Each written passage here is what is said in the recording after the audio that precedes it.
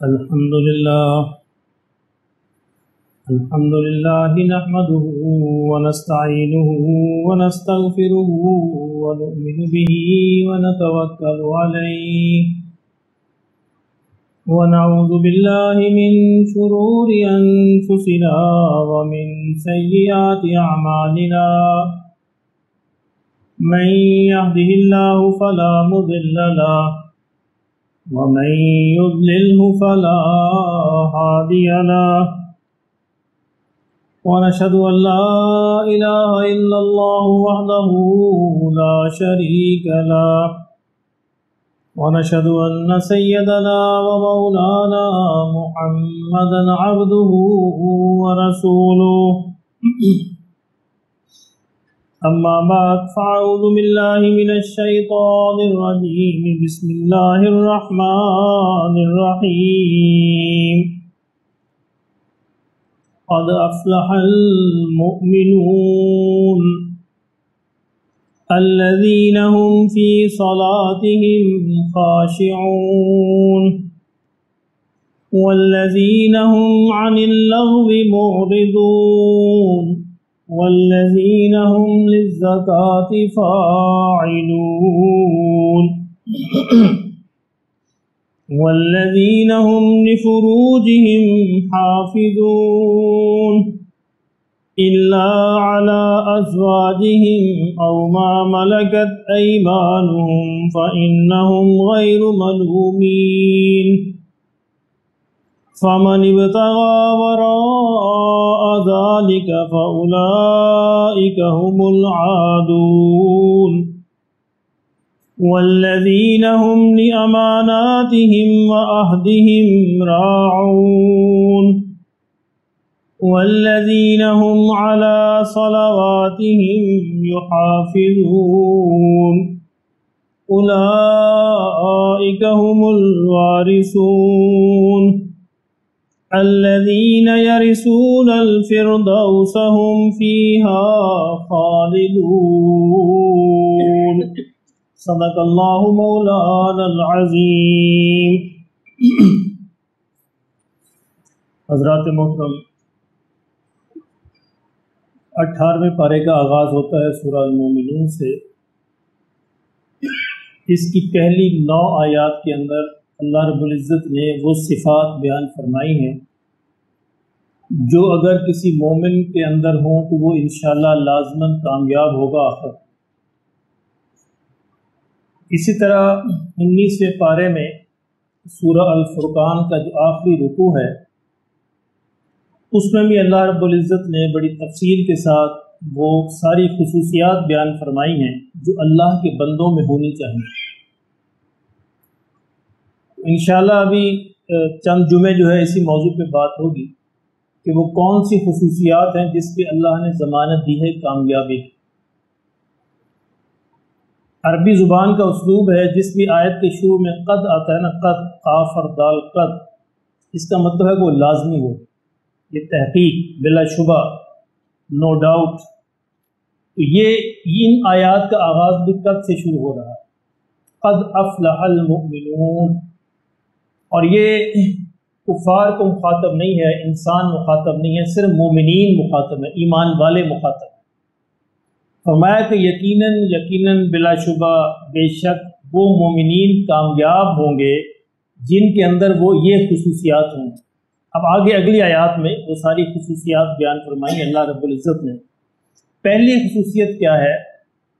الذین هم فی صلاتہم خاشعون۔ پہلی خصوصیت ان کی یہ ہے کہ وہ اپنی نمازوں کے اندر خشوع کا اہتمام کرتے ہیں، نمازوں کو خشوع سے پڑھتے ہیں۔ یہ جو لفظ ہے فلاح، قد افلح المؤمنون، عام طور پر ہم اردو میں اس کا ترجمہ کامیابی کرتے ہیں کیونکہ اور کوئی جامع لفظ موجود نہیں اردو میں، لیکن فلاح جو ہے کامیابی سے بڑی چیز ہے، اس سے آگے کی چیز ہے۔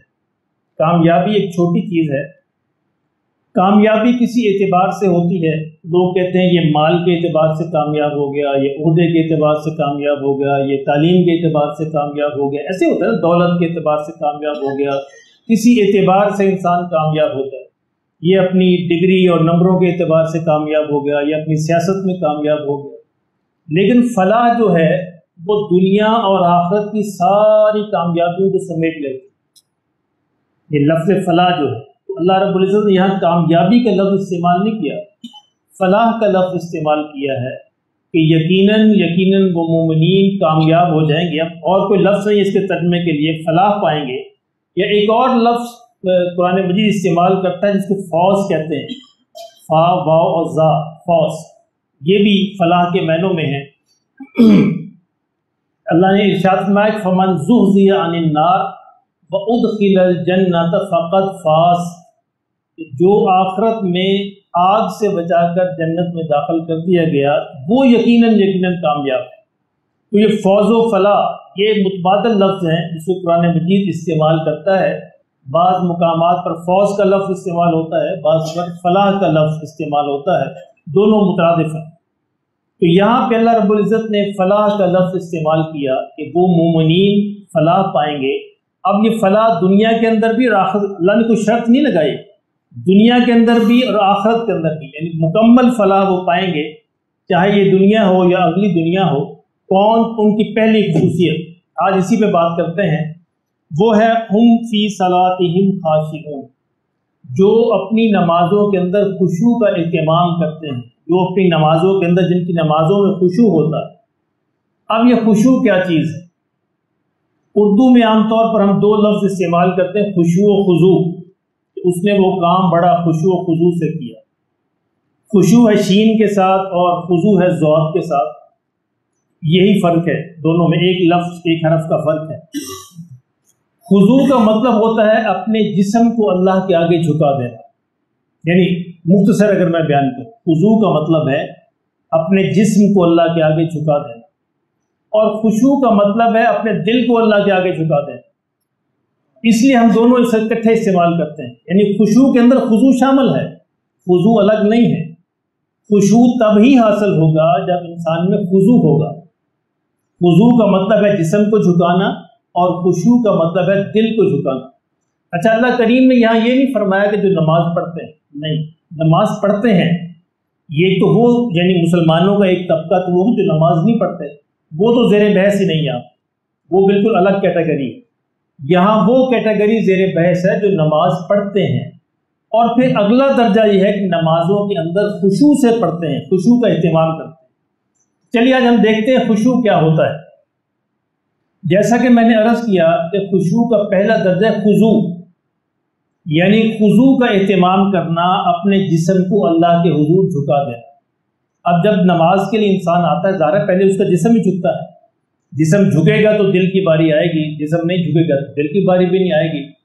अब इस सारे के खुशू के मर्तबे तक पहुंचने के लिए मुख्तलिफ दर्जात हैं, मुख्तलिफ सीढ़ियाँ हैं जो इंसान को चढ़नी पड़ती, और वह नमाज वही कामयाबी की ज़मानत जो खुशू वाली हो। बग़ैर खुशू के जो नमाज जो है वो मुर्दा नमाज, जान नहीं होती उसके अंदर। यानी नमाज बाज़ार तो होती है, ये बिल्कुल इंसान की तरह, जैसा इंसान के मैयत होती है, इंसान की आज़ाद और सलामत होते हैं, सारे पूरे आज़ाद वही होते हैं, लेकिन उसको कहते हैं ये मैयत है, ये मुर्दा है, और कोई उसका नाम लेना भी पसंद नहीं करता। कौन है जो मैयत पड़ी है, लाश पड़ी है, मुर्दा पड़ा है? बयान ही वो नमाज जो खुशू के बगैर होती है। नबी सल्लल्लाहु अलैहि वसल्लम ने फरमाया खुशू नमाज की जान है। जो नमाज खुशू के बगैर होती है वो नमाज का ढांचा होता है, नमाज की शक्ल होती है, लेकिन हकीकी नमाज नहीं। यही वजह है कि वो नमाज हमारी ज़िंदगी को बदलती नहीं है। अल्लाह ने फरमाया कि इन्नस्सलाता तन्हा अनिल फ़हशाई वल मुनकर, कि नमाज वो है जो आपसे बेहयाई बुराई के कामों को रोक दे। अगर हमारी नमाज जो है ये बेहयाई और ये फहश कामों से हमें नहीं रोकती, इसका मतलब है कि नमाज में अभी खुशू दाखिल नहीं हुआ। जो ही नमाज के अंदर खुशू दाखिल हो जाएगा, नमाज जानदार बनेगी, तो वो नमाज हमें बुरे कामों से लाजमन रोक देगी। यानी ये हो ही नहीं सकता कि उस नमाज का नतीजा ज़ाहिर ना हो। नमाज का नतीजा लाजमन ज़ाहिर होगा, और नतीजा ये होगा कि इंसान हर बुरे काम से रुक जाएगा। अच्छा, ये मैं अर्ज़ कर रहा हूँ कि ये दर्जात हम कैसे पहुँचे खुशू तक। जो वो मुख्तलिफ सीढ़ियाँ हैं, नमाज उसकी पहली सीढ़ी है तहारत, सबसे पहली सीढ़ी। یعنی جب انسان نماز کی تیاری کرے تو دیکھے میں پاکیزہ ہوں، استنجے سے اور دیگر جو مراحل سے فارغ ہو گئے، کپڑے پاک ہیں، جسم پاک ہیں، یہ پاکیزگی بہت ضروری ہے۔ جب انسان نماز کے اہتمام یعنی طہارت سے نماز کا اہتمام شروع کر دے گا تو وہیں سے انشاءاللہ دل جو ہے متوجہ ہونا شروع ہو جائے گا نماز کی طرف۔ ایک ہوتا ہے نماز دوڑ بھاگ کے پڑھنا، جلدی جلدی وضو کیا اور چھلانگ لگائی، نماز پڑھی اور فارغ ہو گئے، یہ نماز خشوع پیدا نہیں کرتی۔ ایک ہے نماز کو زندگی میں داخل کرنا اور ایک ہے زندگی کو نماز میں داخل کرنا، ان دونوں میں بڑا فرق ہے۔ ہم عام طور پر نماز کو داخل کرتے ہیں زندگی میں، زندگی کو داخل نہیں کرتے۔ جس دن زندگی نماز میں داخل ہو گئی اس دن پھر ساری چیزیں نماز سے گرد گھومیں گی، پھر انسان نماز کو پریفرنس دے گا، ترجیح دے گا، نماز ٹاپ پہ ہوگی، اس کو دیکھ کے انسان اپنے باقی معاملات کو طے کرے گا۔ اور جب نماز زندگی میں داخل ہوتی ہے تو پھر زندگی پریورٹی پہ ہوتی ہے، زندگی ترجیح پہ ہوتی ہے، پھر انسان زندگی کو ترجیح دیتا ہے۔ نماز کہیں داخل کر دی، کہیں نہ کی، کہیں وقت پہ پڑھ لی، کہیں بغیر وقت کے پڑھ لی، کہیں جماعت سے پڑھ لی، کہیں بغیر جماعت کے پڑھ لی، اور لیکن جب زندگی ٹوٹل نماز میں داخل کر دیتا ہے تو پھر تو ہر چیز پھر نماز سے گرد گھومتی۔ کہتے ہیں نماز پڑھنے کا مقصد یہ ہے کہ ساری زندگی نماز کی صفت پر آ جائے۔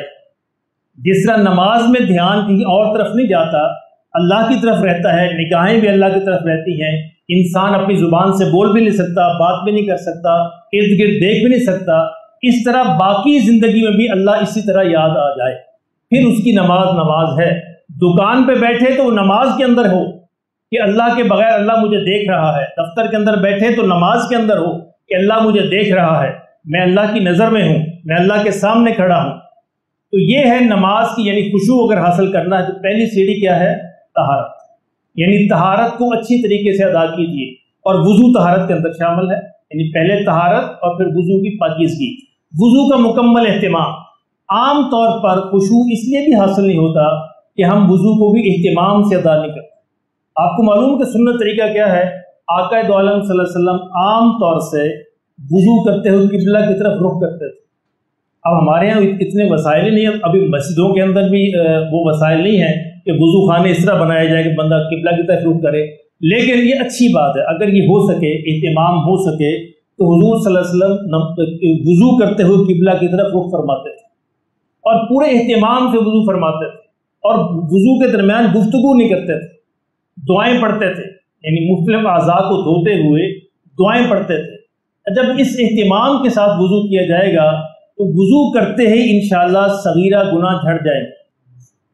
امام اعظم ابو حنیفہ رحمۃ اللہ علیہ کے بارے میں معروف ہے کہ ان کو یہ محسوس ہو جاتا تھا کہ کون سے گناہ جو ہے جھڑ رہے ہیں، میں نے ہاتھ دھوئے ہیں تو کون سے گناہ ختم ہو گئے، چہرہ دھویا ہے تو کون سے گناہ ختم ہو گئے، بازو دھوئے ہیں تو کون سے گناہ ختم ہوئے، پاؤں دھوئے ہیں تو کون سے گناہ ختم ہوئے، یہ اللہ نے ان کو کشف عطا فرمایا تھا۔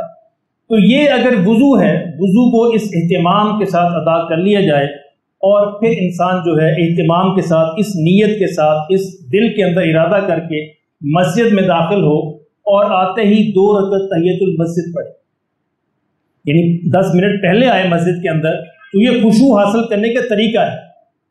2 رکعت تحیۃ المسجد، تحیۃ الوضو دونوں کی اکٹھی نیت کر لیں، دونوں ہی ہو جائیں گے انشاءاللہ، یعنی ایک ہی نفلوں میں دونوں نیتیں کی جا سکتی ہیں، تحیۃ المسجد کی بھی، تحیۃ الوضو کی بھی۔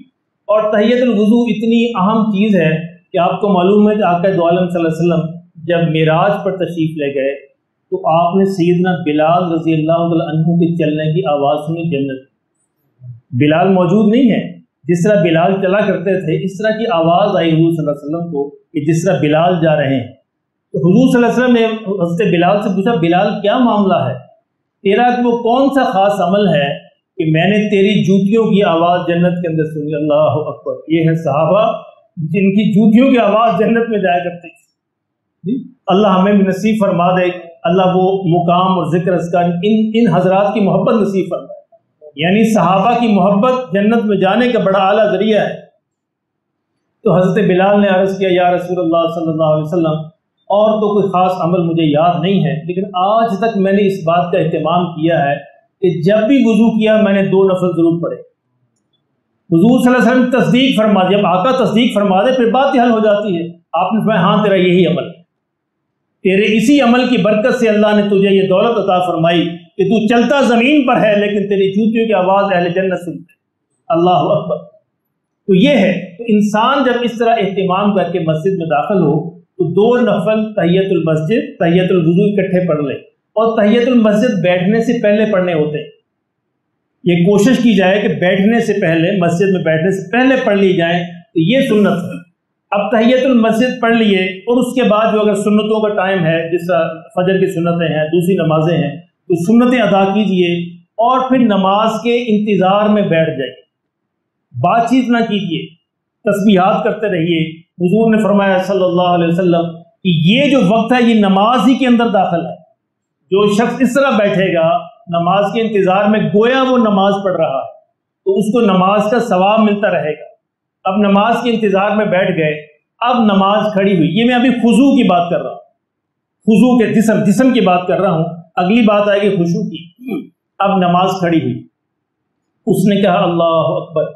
अब पूछा यह जाता है कि मौलवी साहब नीयत जो है ज़ुबान से अदा करनी है या दिल से अदा करनी? नीयत तो होती दिल का फेल है, नीयत होती है दिल के फेल को कहते हैं। ज़ुबान से भी अदा कर ली जाए तो अच्छी बात है। अच्छा, नीयत ज़ुबान से अदा करें या दिल से अदा करें, होनी खालिस चाहिए। क्यों जी? ये असल है, यानी उसकी असल क्या, रूह क्या है कि नीयत चाहे ज़ुबान से करें, नीयत चाहे दिल से करें, होनी खालिस चाहिए कि या अल्लाह तेरे लिए पढ़ रहा, बस ये ध्यान। अगर खालिस नहीं है चाहे लाख बार मुंह से कहते रहे, हैसियत ही कोई नहीं। तो ये है खुजू, आपने अल्लाह अकबर। और जब तकबीर तहरीमा के लिए हाथ उठाए, अब ये सवाल होता है कि मौलवी साहब कानों तक उठाने हैं या कानों तक उठाने हैं? भाई दोनों तरह जायज़ है, जैसे भी आप जाने हैं, लेकिन असल इसकी क्या है? असल यह है कि अब जब आपने हाथ उठाए हैं तो क्या तुमने नफ्स की पूजा से भी हाथ उठा लिए? अब जहन में ये होना चाहिए कि या अल्लाह मैं हाथ उठाता हूं, अब मैं नफ्स की पूजा नहीं करता। ये इस नीयत से अगर हाथ उठा ले तो कानों तक उठा लिए तब भी ठीक है, कानों तक उठा लिए तब भी ठीक। मेरे मोहतरम दोस्तों, एक बात को, अल्लाह के लिए एक बात को समझिए कि आका दो आलम सल्लल्लाहु अलैहि वसल्लम ने नमाज को मुख्तलिफ तरीकों से अदा किया है। ये गलत हमारे यहाँ बयान किया जाता है कि सुन्नी कहता है कि नमाज इस तरह पढ़ी जाए, बेलवी कहता है ऐसे पढ़ी जाए, देवबंदी कहता है ऐसे पढ़ी जाए, अहले हदीस, ये सारे तरीके जायज़ हैं, सारे तरीके जायज़ हैं। हर कोई कहता है मेरा तरीका सुन, नहीं, सारे तरीके सुन्नत है। अल्लाह रब्बुल इज़्ज़त को अपने नबी की सुन्नतें इतनी प्यारी हैं कि उम्मत के तबकात में सारी जारी कर दी। जो चीज़ें फ़र्ज़ है नमाज के अंदर, मसलन क़ियाम फ़र्ज़ है, तकबीर तहरीमा फ़र्ज़ है, रुकू फ़र्ज़ है, और किरात फ़र्ज़ है, सजदा फ़र्ज़ है, और आखिरी तहियात फ़र्ज़ है। इसमें उम्मत में कहीं कोई इख्तिलाफ नहीं, कहीं भी, कहीं अहले तशय्यो में, सुन्नियों में, सब में कहीं कोई इख्तिलाफ, सब ऐसे ही करते हैं। सब तकबीर तहरीमा कहते हैं, क़याम करते हैं, किरात करते हैं, रुकू करते हैं, सजदा करते हैं, और आखिरी तहियात में बैठते हैं। अब जहाँ पे इख्तिलाफ है, इसका मतलब है कि हुजूर ने इसकी इजाज़त दी है सल्लल्लाहु अलैहि वसल्लम। अब हम खामखा झगड़ते रहते हैं, ये अपने अपने पार्टियां मजबूत करने के लिए, अपने अपने जत्थे, अपने अपने गिरोह, अपने अपने मुरीद, ताकि किसी और हल्के के अंदर ना जाने पाए। सिर्फ ये बयान हमारा तरीका जायज़ है, नहीं, सारे जायज़ है।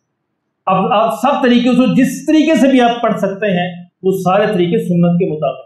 हुजूर ने यहाँ तक भी हाथ उठाए हैं, हुजूर ने यहाँ तक भी हाथ उठाए, लेकिन इसकी रूह क्या है कि हाथ उठाते वक्त अगर ये नीयत थी कि या अल्लाह मैंने अब अपने नफ्स की परस्तश से, अपने नफ्स की मानने से, अपने नफ्स की पूजा से भी हाथ उठा लिए हैं, तो फिर हाथ उठाने दोनों तरह जायज़। ये है खुजू, हाथ उठा लिए, इसके बाद आपने क़याम किया, क़याम फ़र्ज़ है। अब क़याम के अंदर हाथ कैसे बांधने हैं? मौलवी साहब नाफ पे बांधने हैं, सीने पे बांधने हैं, दरमियान में बांधने हैं, ऐसे बांधने हैं, ऐसे बांधने हैं, ये सारी तरह जायज़। अब क्या बयान करेंगे जो बरेलवी मौलवी है, देवबंदी मौलवी है, कि जी यहाँ से इस तरह ऐसे पकड़ें, इसको ऐसे पकड़ें, 3 उंगलियां ऐसे रखें और नाफ के नीचे, और कहेंगे बाकी सारे खिलाफ सुन्नत है, माज़ अल्लाह माज़ अल्लाह। गोया वो बाकी सारी हदीसों को झुटला रहे हैं, हदीसें दूसरी तरफ भी मौजूद हैं। भाई हाँ, ये है हाथ बांधने हैं, आपको अदब यहाँ पे महसूस होता, वहां बांध लीजिए, सारे मसले हल हो जाएंगे। हाथ बांधने अदब के लिए, अल्लाह के हुजूर अदब शो करना है। आपको यहाँ अदब ज्यादा लगता है, यहाँ बांध लीजिए, यहाँ ज्यादा लगता है, यहाँ बांध लीजिए, और हाथ छोड़ के अदब लगता है तो हाथ छोड़ के पढ़ लीजिए। یہ بھی جائز ہے۔ اہل تشیع ہاتھ چھوڑ کے پڑھتے ہیں، امام مالک کے پیروکار ہاتھ چھوڑ کے پڑھتے ہیں، کوئی حرج نہیں، ہاتھ چھوڑ کے پڑھ لیجئے۔ میں نے کئی دفعہ تجربہ کیا، ہاتھ چھوڑ کے زیادہ ادب محسوس ہوتا ہے، یعنی انسان کا سر جو ہے خود بخود جھک جاتا ہے، یعنی ہاتھ چھوڑ کے کھڑا نا ایسے تو تھوڑا سا جھکا ہوا ہوگا، سر خود بخود جھک جاتا ہے، اور ہاتھ باندھنے سے زیادہ تھوڑا سیدھا ہونا پڑتا ہے، کیونکہ یہ بات ایسی ہے نا، تو یہ اس طرح معاملہ ہے۔ تو ہاتھ باندھنے کا مقصد اللہ کے حضور کو ادب کا اظہار، تو ادب کا اظہار آپ کا جس طرح ہاتھ باندھنے سے ہوتا ہے باندھ لیجئے، انشاءاللہ وہ سنت کے مطابق، تو کسی جھگڑے کی ضرورت نہیں، یہ سارے طریقے سنت۔ آپ کو ہو سکتا ہے میری باتیں آپ کو عجیب لگیں، لیکن اب یقین کیجئے کہ پوری تحقیق کے ساتھ کہہ رہا ہوں، اس کی ذمہ داری سے میں جہاں پہ جو لفظ ادا ہوتا ہے میں قیامت کے دن جواب دہ ہوں۔ یہ بڑی خطرناک منزل ہے، میں کسی آسان سیٹ پہ نہیں بیٹھا ہوا، مجھے جو لفظ بھی کہنا ہے میں اس کا جواب دہ ہوں، اس لیے وہ لفظ کہنے سے پہلے مجھے پوری تحقیق کرنی پڑتی۔ تو یہ قیام ہے، آپ نے قیام کر لیا، تو قیام کا مقصد کیا تھا؟ اللہ کے حضور ادب کا اظہار، کہ یا اللہ تیرے حضور ہم ادب سے کھڑے ہیں۔ اب اس ادب کے اندر آقا دو عالم صلی اللہ علیہ وسلم نے ہاتھ چھوڑ کے بھی نماز پڑھی ہے، سینے پر بھی باندھے ہیں، نیچے بھی باندھے ہیں، ہر طرح باندھے ہیں، جیسے بھی آپ ادب کا اظہار کر سکتے، ادب کیجئے۔ اصل مقصد اللہ کے آگے ادب۔ اس کے بعد ہے رکوع۔ اب رکوع کے اندر اصل جھکنا ہے، اللہ کے حضور جھک جانا ہے۔ اب جس کو تو کوئی کمر کا مسئلہ ہے اس کو تو مجبوری ہے، لیکن جس کو کوئی کمر کا مسئلہ کوئی تکلیف نہیں تو وہ پورا جھک جائے، یعنی جتنا زیادہ جھک جائے گا اتنا ہی زیادہ ادب کا اظہار ہوگا۔ یعنی کھڑے ہو کر جب ہماری تسلی نہیں ہوئی یا اللہ تو ہم اور جھک گئے، یا اللہ ہم اور ادب کا اظہار کر رہے ہیں، یہ اور ادب کا اظہار ہے۔ اب اس میں جھکنا کتنا جھکنا ہے؟ جتنی آپ کی کمر اجازت دیتی۔ صحیح بات تو یہ، یعنی پورا جھکیے، کمر سیدھی ہو جائے سب سے اچھا ہے، لیکن اگر کوئی مسئلہ ہے، کوئی پرابلم ہے تو پھر آپ اتنا جھک جائیے جتنا آپ کی صحت اجازت دیتی۔ اور اس کے بعد کھڑے ہونا جس کو کہتے ہیں قوما، اور آپ کو پتہ ہے قوما کتنا ہوتا تھا؟ آقا دو عالم صلی اللہ علیہ وسلم جتنی دیر رکوع کرتے تھے اتنی دیر قوما کرتے تھے۔ ہم تو نہیں بس ہم اٹھے بیٹھے اور چل، یہ قوما نہیں ہے، یہ ادب کے خلاف ہے۔ حضور صلی اللہ علیہ وسلم سمی اللہ لمن حمدہ ربنا لک الحمد حمدا کثیرا طیبا مبارکا فی اللہم لک الحمد کما ینبغی لجلال وجہک وعظیم سلطانک، اور بھی بے شمار دعائیں۔ بعض اوقات تو صحابہ یہ سمجھتے تھے کہ شاید حضور بھول گئے، یعنی رکوع کے بعد کھڑے ہوئے اتنی دعائیں پڑھی کہ صحابہ نے سمجھا کہ شاید حضور رکوع میں جانا یا سجدے میں جانا بھول گئے۔ تو یہ قوما اس طرح کیجئے اور اللہ کے حضور گڑ گڑائیے، اللہ کے حضور گڑ گڑائیے، دعائیں کیجئے۔ یعنی نماز کے اندر دعائیں کرنا تو ہم بھول ہی گئے۔ یہ تو سارے بیان کرتے ہیں کہ نبی صلی اللہ علیہ وسلم ہاتھ یہاں رکھتے تھے، ہاتھ یہاں رکھتے تھے، یہ کوئی بیان نہیں کرتا کہ حضور نماز کے اندر روتے بھی تھے، یہ بھی تو سنت ہے۔ حضور نماز کے اندر گڑ گڑاتے بھی تھے، یہ بھی تو سنت ہے۔ اور حضور نماز کے اندر دعائیں بھی مانگا کرتے تھے، یہ بھی تو سنت ہے۔ ایک رات آپ نے ایک آیت پڑھ کر پوری رات ایک رکعت کے اندر گزار دی، وہ آیت کیا تھی کہ میرے مولا فَإِنَّهُمْ عِبَادُكَ إِن تُعَذِّبْهُمْ فَإِنَّهُمْ عِبَادُكَ وَإِن تَغْفِرْ لَهُمْ فَإِنَّكَ غَفُورٌ رَحِيمٌ۔ عیسیٰ علیہ السلام نے یہ بات کہیں گے اللہ کے حضور، عیسیٰ علیہ السلام کو اللہ پوچھیں گے قیامت کے دن، تو نے میرے بندوں سے کہا تھا میری پرستش کرو، میرا شرک کرو، شریک بناؤ۔ عیسیٰ علیہ السلام ہاتھ باندھ کے کھڑے ہو جائیں گے، میرے مولا تو جانتا ہے کہ میں نے وہی پیغام دیا جو تو نے مجھے پہنچایا تھا۔ اللہ پوچھے پھر کیا کروں ان کا، تیرے ماننے والوں کا جنہوں نے شرک کیا۔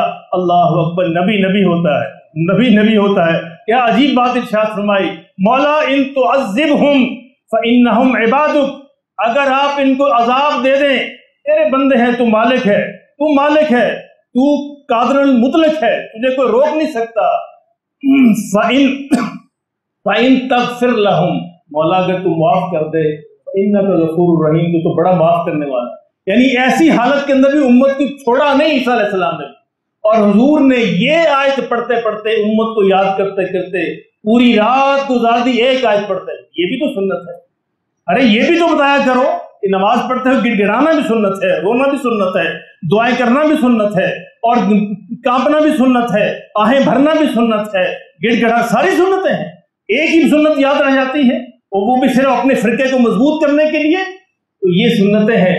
اس کے بعد جب یہاں پہ تسلی نہیں ہوتی کہ میں شاید ادب پورا ادا نہیں کر سکا، تو پھر زمین پہ گر جائیے، سجدہ کیجئے، اپنی ناک کو رگڑیے زمین پر، اپنی پیشانی کو رگڑیے کہ مولا میرا سب سے عزیز ترین عضو یہی ہے میرا چہرہ، مولا وہ بھی تیرے قدموں پہ نچھاور کرتا۔ اب یہ خضوع ہے، اگر اس طریقے سے خضوع ہوگا تو خشوع کی منزل حاصل ہو جائے گی۔ ہمیں حاصل کرنا ہے خشوع اصل میں، تو میں یہ کر رہا ہوں خضوع اس کی پہلی سیڑھی ہے۔ اگر خضوع ہم نے حاصل کر لیا انشاءاللہ خشوع بھی حاصل کر لے گا۔ اب یہاں پہ پھر بحث ہوتی ہے کہ جی پہلے گھٹنے لگیں گے کہ ہاتھ لگیں گے، پہلے جناب ناک لگے گا کہ پیشانی لگے گی؟ ارے اللہ کے بندو، جو بھی لگے لگنا چاہیے۔ آپ نے حضور کے دونوں طریقے ٹھیک ہیں۔ اہل حدیث بھائی ہمارے کہتے ہیں کہ پہلے ہاتھ لگے، اگر گھٹنے لگیں گے تو کتے کی طرح مشابت ہوگی، اور دوسرے حضرات کہتے ہیں پہلے گھٹنے لگے۔ دونوں طریقے ٹھیک، احادیث میں تفصیلات موجود ہیں دونوں طریقے کی۔ گھٹنے لگائیے یا ہاتھ لگائیے، پیشانی لگائیے یا ناک لگائیے، اصل چیز ہے اپنے چہرے کو اللہ کے حضور رگڑنا۔ کبھی آپ نے رگڑا ہے، کبھی چہرے میں گڑ گڑائے ہیں؟ حضور نے فرمایا صلی اللہ علیہ وسلم بندہ سجدے میں سب سے زیادہ اللہ کے قریب ہوتا ہے۔ ہم نے سجدے میں کتنی دیر گزاری ہے؟ سبحان ربی اللہ، سبحان اللہ، سبحان ربی اللہ، بس یہ ہمارا سجدہ ہے۔ اللہ ہمارے حال پر ہے ہمارے۔ اور سجدے کے درمیان سے کہتے ہیں جلسہ، اس میں بھی حضور اتنی دیر بیٹھتے تھے جتنی دیر سجدے میں کرتے تھے۔ یعنی جلسے میں بھی آقا دو عالم صلی اللہ علیہ وسلم کا طریقہ اتنی دیر بیٹھنے کا تھا جتنی دیر سجدہ آپ فرمایا کرتے ہیں۔ اور سجدہ آپ نے ایک دفعہ 70 بار بھی سبحان ربی الاعلیٰ پڑھی ہے۔ اللہ اکبر۔ ایک دفعہ سیدنا حسین رضی اللہ تعالیٰ عنہ، سیدنا حسن حضور کی پشت پر سوار ہو گئے۔ اللہ اکبر، یہ بھی اعزاز اور یہ بھی شان تھی۔ کون سوار ہیں؟ حسن اور حسین حضور کی پشت پر۔ اور آقا دو عالم صلی اللہ علیہ وسلم نے اس وقت تک سجدے سے سر نہیں اٹھایا جب تک وہ خود اپنی مرضی سے نہیں اترے، نہیں ان کو اتارا نہیں، اور تب تک تسبیحات کو پڑھتے رہے۔ اس کا مطلب لا تعداد پڑھی جا سکتی ہیں، چاہیں تو 1 گھنٹے کا سجدہ کیجئے، اس میں کوئی رکاوٹ نہیں ہے۔ سجدے کے اندر دعائیں، سجدے کے اندر گڑ گڑانا، سجدے کے اندر رونا، یہ بھی حضور کی سنت ہے صلی اللہ علیہ وسلم۔ میرے محترم دوستو، وقت ہو گیا، انشاءاللہ میں یہ عرض کر رہا ہوں کہ خضوع اگر حاصل ہو گیا انشاءاللہ پھر خشوع بھی حاصل ہو جائے گا۔ تو ضمانت کس بات کی ہے کہ الذین هم فی صلاتہم خاشعون، اللہ نے ضمانت دی ہے جن کی نمازوں کے اندر خشوع ہوتا ہے۔ اگلی دفعہ انشاءاللہ ہم بیان کریں گے یہ خشوع کی منزل ہم کیسے حاصل کریں گے۔